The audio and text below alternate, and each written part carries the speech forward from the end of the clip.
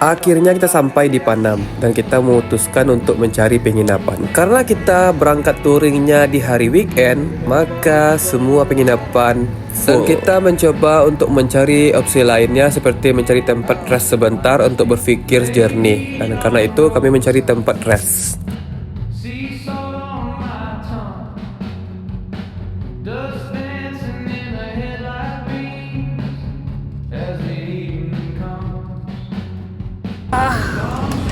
Karena kita belum nampak apa hilalnya penginapan, nah kita rest dulu, ngopi dulu, tenangkan dulu pikiran kita ya.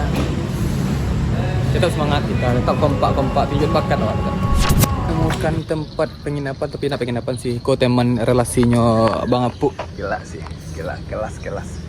Itu enaknya kan. Alhamdulillah.